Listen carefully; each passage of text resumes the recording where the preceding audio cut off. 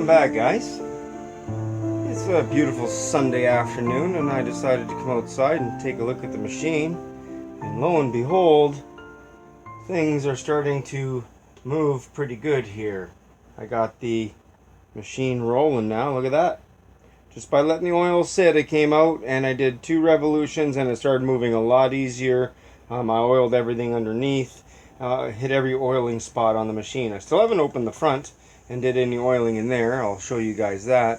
But I discovered a problem, and I'm going to need you guys' help. Guess what? I didn't even notice that this machine is from England or somewhere over in the UK, I would assume, because the plug. Can you guys see that? It's got flat prongs on it, okay? What happened was I went and grabbed the actual pedal itself because I was going to fix this electrical issue, and I noticed that. And then I was like, wait a minute. This is 150 to 250 volts. Yeah, okay. So we have an issue. So this is what I'm thinking, alright? And this is what I was planning on thinking anyway. Tell me what you guys think. So I'm going to have to pull this motor off and this light off, and I'll rewire the light, but I might keep the light off. What I'm thinking is I have 2 Model 28s, and the Model 28 I have from 1904 I was thinking of selling, but it's a hand crank, and I already have a hand crank from 1895. So maybe I'll pull the hand crank off that Model 28 and put it on this Model 99, and I will look for an electric motor setup for my 1904 Model 28 because I think I'm going to sell it. I hate to sell it because it's the only one I have with that style of bent wood case, and I can't even put my other Model 28 in there because the one from 1895 has different style of hinges and they're welded to the bed of those machines. The early model Singers, they didn't have the removable pins like we see on most of these machines. So I'm sort of locked into the base that the Model 28 from 1895 sits in because it's screwed into the base like a regular door hinge.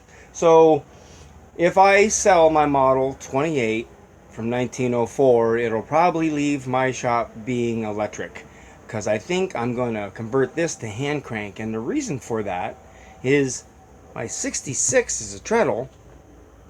Let's make the 99 a hand crank, and then we'll pair the two against each other. Big brother going against little brother. What do you think? Anyways, guys, let me go grab my Model 28, and we'll pull the hand crank off it and put it on this machine and see how it works. Because I'm going to show you something with that Model 28 too, so just hang on one second.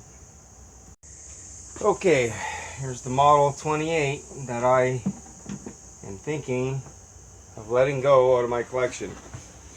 You guys can see a video on this. I do have a video on this machine and my other Model 28. But if you look on this one, and if you go back to that video, if you recall, this hand crank was modified for this wheel. Somebody has ground out the spokes on this wheel so that this will fit between. So I know this hand crank is not original to this machine, but because this machine has the boss, just like all the electric machines, I am going to unscrew this hand crank and I'm going to use it on my Model 99. In the meanwhile, I'll let this Model 28 rest. I'm really sad if I let this go. It's a hard decision for me right now because it has the little wooden cover still, and it has the bent wood case. Okay, but this machine has been modified. I have 1936 shuttle and shuttle carrier in this machine. Also 1936 plates I put on this machine, so it's not all era correct original. And this is why, another reason I might let it go. I'd like to see somebody use it, to tell you the truth. if it does go to another owner. But I do love this case. So anyways, we got the hand crank off, and this is where my concerns are going to be.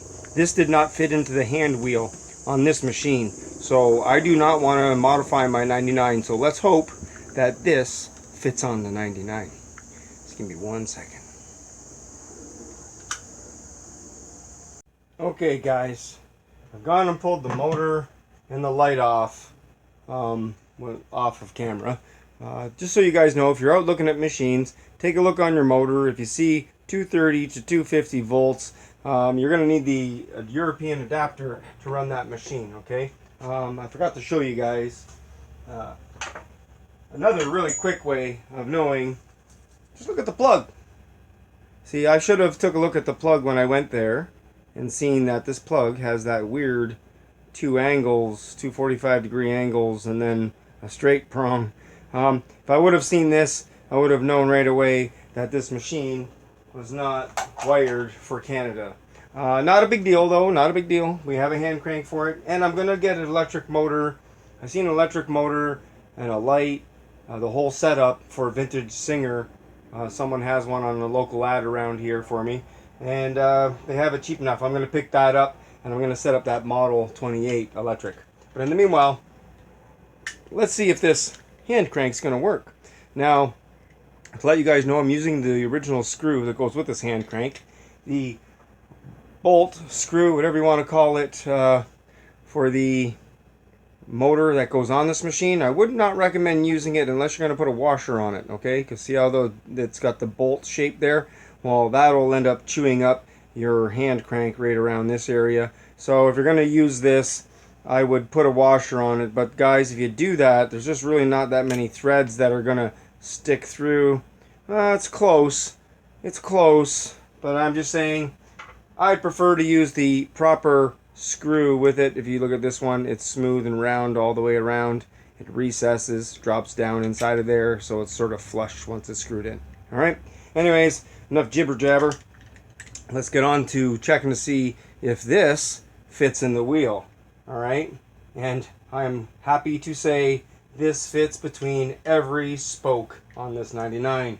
I have a funny feeling this hand crank might be for this machine. Anyways, let's get this threaded in. Now, whenever I'm threading in any bolts on my machines, I get them started by hand first, and I thread them in as far as I can by hand. Okay, if they're going in nice and easy, you know things are lined up. If they're not going in nice and easy, you're cross-threading them. Don't force those screws, guys. I'd hate to hear about you guys stripping screws on your machines. That'd be horrible. Anyway, so there we go. I'm just snugging this up for now because I still have to do all the oiling and maintenance on the hand wheel and the bobbin area here, as well as the front of the machine. So let's look at that. Wow, no play. Let's check another spoke. Anywhere I put that, it fits. Okay, that is a proper hand crank for this machine. Look at that. All right, so I'm gonna unlock the stop motion knob here and give her a go. And look at that. That works good. Now you can hear that little bit of a noise there.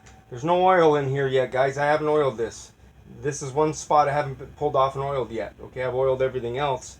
And I'll show you guys. This machine's actually moving really good now that I've oiled it. So I'm going to tighten up that stop motion. Look at that.